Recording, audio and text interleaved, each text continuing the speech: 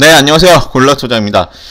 네, 오늘은 주식을 말씀드리기 앞서서 두 가지를 좀 짚고 넘어가야 될 것 같습니다. 하나는 우크라이나 사태이고 하나는 이제 코로나죠. 둘 다 지금 매우 심각한 상황이라고 볼 수가 있는데, 자, 우크라이나부터 말씀드리면, 우크라이나가 지금 며칠 전까지만 해도, 그러니까 이제 러시아 쪽에서 뭐 이거 협상을 하겠다 뭐 이렇게 했다가 갑자기 또 이렇게 파병을 한다 뭐 이런 식으로 얘기 나가서, 최근에 이제 관련 이제 테마주 막 지금 강세 보이고, 뭐 최근에 원자재도 뭐 몇십 프로 상승하고 그런 것들이 있더라고요. 뭐 니켈, 뭐 철광석 이런 것들 엄청 강세 보였다고 합니다. 그리고 정말 이제 이게 지금 현대 시대는 2차 세계대전이 이제 끝난 지 상당히 오랜 시간이 좀 지났는데, 지금은 전쟁을 이제 함부로 하진 않잖아요. 전쟁을 했다가는 진짜 뭐 미사일 날라다니고 도시 하나 날아가고 하는 거 일도 아니라 전쟁을 함부로 하지 않아서 좀 경제 제재를 하는 편인데, 그 경제 제재조차도 푸틴은 뭐 그까짓 거 이렇게 표현하면서 지금 러시아 증시가 박살나고 있더라도 그냥 지금 고점 대비해서 한 40% 정도? 30% 이상 하락했거든요. 러시아 증시가 어떻게 됐든 간에 그냥 뭐 상당히 공포가 현실화되는 것 같습니다. 공사적 공포냐, 경제적 공포냐. 이제 독일에서는 이제 뭐 그 가스관 끊어버린다고 하고, 뭐 이제 정상회담 현재로선 계획 없다. 정말 이제 안 좋은 일들이니까 방향으로 시나리오로 가고 있는 거죠. 그래서 이게 정말 이제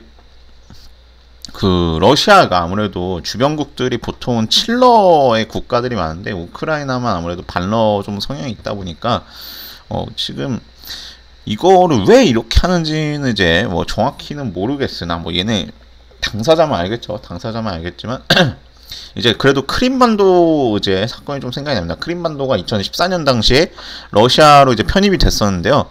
이제 크림반도 같은 경우에는 그랬습니다. 이게 뭐 말로는 그냥 편입인데 사실상 그냥 강제로 제가 느끼기엔 빼앗은 것 같거든요. 왜냐면 이제 그때 크림반도가 우크라이나 땅이었는데, 거기에다 러시아가 이제 군대를 파병하고, 그리고 이제 주요 기관들, 크림반도에 있는 주요 기관들을 포위하고, 그 상태에서 러시아 합병을 찬성하냐 이런 투표를 했었습니다.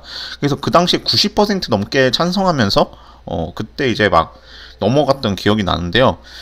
그러니까 이제 러시아 같은 경우에는 그러니까 내부적 이게 아무래도 그 체제 자체가 다르잖아요. 이제 뭐 다른 국가들이랑 비교했을 때 체제 자체가 다르다 보니까 얘네가 뭐 어쨌든 간에 소련 시절의 일을 아직까지도 소련 시절의 일을 아직까지 뭐 청산하려고 하는 건지, 아니면 뭐 또 다른 이유가 있는 건지는 뭐 내부자만이 알겠지만, 일단은 얘네 현재 어쨌든 간에 지금 이 상황에서는 정말 주식을 막 그러니까 너무 막 무리해서 하기보다는, 정말 이제 뭐 지금 테마주 뜨고 있죠. 테마주 뜨는 것도 사실이지만 지금 대부분의 종목들이 아직 눈치를 봐야 되는 상황이고, 전 세계가 지금 눈치를 봐야 돼. 얘네 왜냐면 러시아는 그때 이제 소련 시절 기준으로 봤을 때는 상당히 전 세계에서 손가락에 드는 국가였습니다. 지금도 마찬가지로 군사력으로도 정말 무시할 수 없는 수준의 레벨을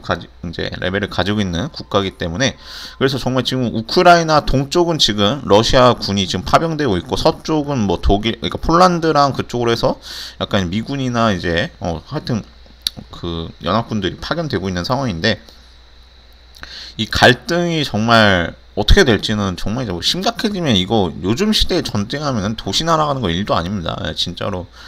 그 2차 세계대전 때보다 지금 기술이 훨씬 발전한 상황이기 때문에 정말 이제 그 전쟁이 발발하게 됐을 때는 전 세계가 휘둘릴 수 있다는 점 생각을 하셔야 되고, 지금 전쟁 상황이나 마찬가지죠. 사실 이제 뭐 해보겠다라는 것밖에 안 되는 지금 상황인데, 일단 이제 미국 쪽에서 어떻게 할 것이냐, 미국이나 이제 다른 국가들에서 정말 이제 어떻게든 협상의 스탠스를 갈 것이냐, 아니면 진짜로 한번 해보자 이런 쪽으로 갈 것이냐에 따라서 또 방향이 갈릴 수 있다고 보겠습니다. 그래서 일단은 현재로서는 상당히 심각한 상황이니까, 우리나라랑 전혀 관련이 없더라도 일단은 전 세계가 휘둘리면은 우리나라도 휘둘리거든요. 글로벌 시대라. 그래서 현재 이 상황에서는 항상 좀 뉴스를 매일, 그것도 매 시간, 진짜 매 시간 챙겨봐야죠. 왜냐면 하루하루 말이 바뀌고, 지금 엊그제 며칠 전까지만 해도 뭐 협상하겠다, 뭐 그래도 군사 뭐 철군하겠다 이런 얘기 나왔다가 지금 또 이러고 있으니까 한 매 시간마다 뉴스 체크하면서 이제 세계의 흐름을 좀 보시는 게 좋을 것 같습니다. 그리고 이제 또 얘기 나온 게 그거죠. 오늘도 코로나가 10만 명이 넘어버렸는데 자, 바이러스에 대해서 이제 한번 생각을 해봐야 됩니다. 이제 코로나가 뭐 아무래도 감기 취급을 좀 하는 경우, 독감 정도의 취급을 좀 받고 있지만, 사실 이게 바이러스를 기반으로 하잖아요. 바이러스가 우리 몸에서 상당히 뭐 증식하면서 상당히 이제 위험한 상황까지 가게 되는데, 그래도 오미크론은 위험하지 않다라고 하지만, 이제 또 변이를 할 수 있고, 오미크론 걸려서 어쨌든 좋을 건 없거든요. 이게 뭐 독감이든 무증상이든 간에 그 증상이 어떻든 간에 걸려서 좋을 건 없어요. 지금 그리고 어떤 독감이 하루에 10만 명 이상 가면 되는지 역사적으로 한번 볼 필요가 있습니다. 우리나라 역사에서 이렇게 독감이 하루에 10만 명씩 걸린 적이 없을 거예요. 정말 그만큼 이제 상황이 그다지 좋지 않은 상황인데, 정말 이제 그걸 또 생각해야 돼요. 이 바이러스가, 제가 말씀드린 게 그거예요. 백신 치료제가 있으니까 괜찮다라고 생각을 할 수 있어요. 그렇죠. 뭐 지금 치료제들이 나오고 있고, 백신도 새로 이제 노바백스 나왔고 하니까 해결이 될 것이다라고 이제 전망하는 경우가 실제로 많더라고요. 지금 뭐 백신 이제 접종률도 뭐 어떻게 보면 90% 넘어가죠. 다 95% 이상. 어린이나 뭐 좀 어떤 뭐 기저질환 있는 분들 빼고는 거의 다 맞은 걸로 알고 있는데, 바이러스가 그렇습니다. 백신이나 치료제가 나오기가 정말 어려워요. 그러니까 당연히 제약사들에서는 바이러스 치료제 만들어서 우리 다 효과 있다.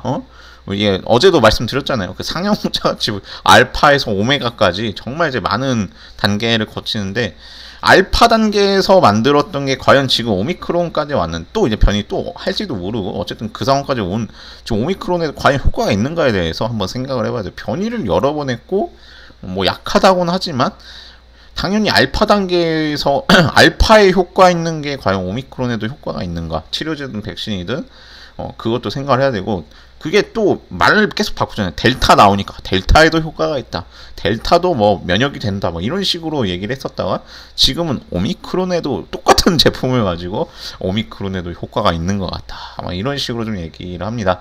그래서 그런 것들에 너무 막 요즘은 막 그런 제약사를 거의 뭐 종교처럼 보더라고요. 우리의 인류의 구원자, 막 그 토론만 보면은, 토론만 보면 알 겁니다. 아이씨, 왜 안 나와? 하여튼 토론방 보면은 무슨 인류의 구원자처럼 나와요. 그래서 증권사들 제약사들 뭐 엄청 칭찬하는 글들이 많은데, 최근에 이제 제약사들이 약세를 보여가지고 아무래도 좀 많은 관심을 좀 가지는 분도 있고, 아니면은 코로나 상황이기 때문에 지금 로봇 같은 게 이제 자동화라든가 스마트 팩토리 이쪽이 좀 뜨기도 하는데, 일단은 뭐 당연히 이제 지금 어떻게 보면 지금 사실 이제 대면으로 뭘 할 수 있는 시대는 아니기 때문에 이 로봇이 뜨는 건 어쩔 수 없는, 이건 진짜 메가 트렌드가 될 수밖에 없어요. 뭐 자동화라든가 AI, 이거는 안 뜰 수가 없는 상황이죠. 이제 상황까지, 안 그래도 4차 산업혁명이다 해서 되려고 했던 게 상황까지 이제 받쳐주면서 정말 뜰 수밖에 없고, 그에 따라서 이 종목들 지금 막 매수하고 있는 분도 있을 거고, 뭐 오히려 코로나 때문에 이런 종목들은 앞으로 대박이 날 것이다. 정말 뭐 토론방 가면 항상 이제 뭐 무조건 이거 지금 8,000원짜리도 뭐 몇만 원 간다 이렇게 막 나오는데, 일단은 뭐 자세하게 어떤 사업을 하는지 봐야 되고요. AI도 그렇고, 제가 어제 이제 AI 종목들 다 봤었거든요. 그 종목들이나 뭐 상장할 당시에 알체라도 제가 영상 찍었었잖아요. 상장할 당시에는 엄청난 기대감을 받았지만 사실상 이제 뭐 실적이라든가 어떤 구체적인 걸 보여주지 못하면서 주가가 상장 대비해서 좀 하락한 경우도 있고, 상장 대비해서 뭐 그렇게 그냥 비슷하거나, 그러니까 기대로는 상장 당시보다 몇 배는 갈 것 같았지만 그렇지 못한 경우도 많았기 때문에, 로봇도 아직은 구체적으로 어떤 제품을 만드는지 봐야 됩니다. 그래서 이따가 또 로봇 종목도 찍을 건데, 자, 그래서 어쨌든 간에 지금 뭐 코로나 때문에 바이오가 뜨니 뭐 자동화, 뭐 AI 뭐 이런 4차 산업이 뜨니 계속 말이 많지만 뭐 주식 지금 어쨌든 우크라이나 사태도 있는 상황이기 때문에 정말 이제 두 가지 하락 요인도 있고 상승 요인도 있는데 이 상황에서 정말 좀 치밀하게 좀 매수해서 치밀하게 수익 내셨으면 좋겠습니다. 정말 이제 지금 네, 도입부 얘기하는데도 뭐 이렇게 시간이 10분이 가버렸네요. 네. 오늘 말씀드릴 게 어차피 간단해서 지금 영상은 간단해요. 어차피 저번에 찍었던 종목이라 간단하게 말씀드릴 수가 있는데 자, 어쨌든 지금 증시 자체는 아직까지는 눈치를 좀 보는 경향이 있습니다. 자, 일단은 뭐 상승한 종목이 많은 건 맞아요. 상승한 종목이 아직은 많고 지금 개인이나 어쨌든 간에 지금 매수세, 개인은 매수세, 외국인 매도세, 아직까지는 뚜렷하게 매수했다, 매도했다 할 수는 없는데, 근데 선물에서는 좀 봐야 되는 게, 누적 보시면은 매도를 때렸습니다.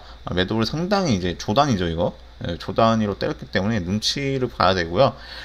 그리고 그럼 기관이 매수했다라고 할 수 있는데 이게 마켓 메이킹인지 쟤네들이 뭐 어떤 이유로 매수했는지는 이제 외부에서 봤을 때 알 수는 없기 때문에 그냥 이제 저는 일단은 좀 대줬다. 이제 공급 물량을 좀 대줬다라고 보고 생각을 해보겠습니다. 뭐 개인 같은 경우에는 마켓 메이킹을 하지 않기 때문에 그냥 이대로 보면 돼요. 매수했으면 매수한 거다. 뭐 수익 보기 위해서 매수했다. 이렇게 보는 게 맞다고 보시면 될 것 같고 일단 어쨌든 간에 지금 증시 자체가 뭐 어떤 방향으로 갈지 예측을 하기보다는 무조건 대응을 해야 돼요. 그리고 지금 뭐 여러 가지 제가 항상 말씀드린 공매도도 있고 뭐 레버리지 인버스 많은 것들이 있기 때문에 여러 가지 활용을 이제 다각화하면서 활용을 하셔야 되고 일단은 말씀드릴 게 HMM인데 자, HMM 제가 34,000원까지 보고 싶다고 말씀드렸는데 일단 3만원 그때 말씀드려서 3만원 그냥 바로 돌파해 버렸습니다. 제가 말씀드렸던 목표가 그때 3만원이었거든요. 그때 3만원 말씀드리고 한 번 더 영상을 찍겠다고 말씀드렸는데 자, 3만원 돌파하면서 다시 한번 이제 목표가 잡아 보겠습니다. 일단 34,000원까지 다시 계속 보셔도 좀 더 올려도 괜찮을 것 같은데요. 상당히 이제 대형주기 때문에 3만원까지 가는데 시간이 걸릴 줄 알았는데 바로 이렇게 가버리면서 영상을 촬영이 되었습니다. 그래서 목표가 34,000원 일단 실적 매우 좋고 현재 뭐 얘네도 얘네가 지금 우크라이나 사태 때문에 엄청난 영향을 받을 종목은 미주 쪽으로 이제 많이 이제 가고 있고 하니까 뭐 우크라이나 사태가 터지더라도 뭐 혹시 진짜 걔네가 뭐 심각한 상황이 가더라도 네. HMM은 이제 증시, 그러니까 글로벌 증시가 하락하는 그 영향만 좀 받을 뿐, 뭐 실적이라든가 그런 부분에서 그렇게 크게 문제가 되지는 뭐 아무래도 실적 저하가 좀 나타날 수 있다고 하더라도 그 실적이 저하 나타나더라도 실적이 매우 좋은 상황이라 HMM은 34,000원까지 가는 데는 지장이 없을 것으로 보입니다. 그리고 지금 이제 공 패턴상 뭐 집계천장형 나오고 이제 볼린저 밴드 바깥으로 튀어나가는 그런 모습이기 때문에 당연히 지금 매수보다는 상당히 살짝 눌림 나왔다가 이렇게 올라갈 가능성이 좀 있습니다. 그래서 뭐 집계천장형 이런 이제 봉 패턴이 100% 맞진 않거든요. 이거 계속 자주 나타나는 거고 네. 이걸 뭐 저항으로 본다 뭐 이런 사람들도 있겠지만 뭐 어쨌든 간에 현재 주가가 상승의 가능성을 현재 뭐 더 가지고 있고 뭐 수급도 지금 충분하다고 볼 수 있기 때문에 34,000원 뭐 엄청난 목표가가 아니기 때문에 네, 충분히 갈 수 있을 것으로 보입니다. 그래서 혹시라도 이 목표가를 보고 매수하시기보다는 그냥 보유하신 분들이 많으시기 때문에 말씀드리는 거니 참고하시면 될 것 같고요. 자, 일단은 손절에 대해서는 말씀을 안 드리겠습니다. 이 종목 너무 좀 뭐 수익 뭐 손실이 보는 분이 없을 거니까 뭐 거의 없을 거예요.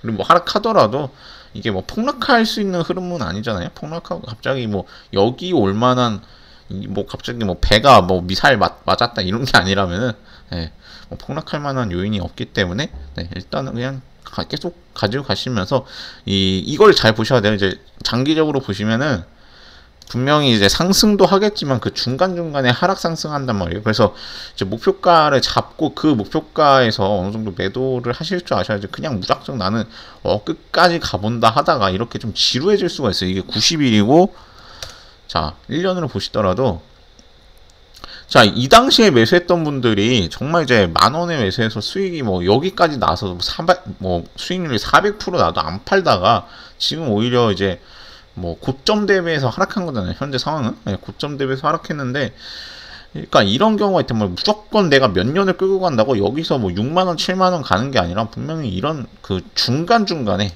장기적으로 보면 중간중간에 뭐 여러 가지 흐름들이 있기 때문에 월봉이거든요.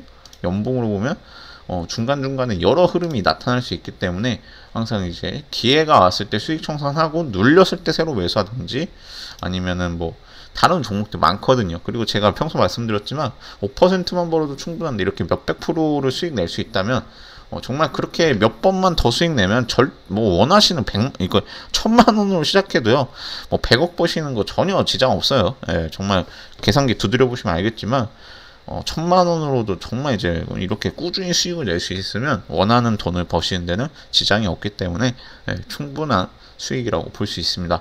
그래서 수익을 꾸준히 누적해 나갈 생각을 해야지 뭐 나는 한 방에 뭐 몇천 프로 벌어보겠다 이런 것보다는 수익을 꾸준히 내시면서 그리고 뭐 어떤 그러니까 금융 위기가 오든 언제든 간에 손실은 적게 수익은 꾸준히 내는 시청자 여러분 되셨으면 좋겠습니다. 네, 오늘 영상은 여기까지입니다. 영상이 도움이 되셨다면 구독, 좋아요 부탁드리고 앞으로도 제가 모니터링에서 좋은 정보 전달드리겠습니다. 감사합니다.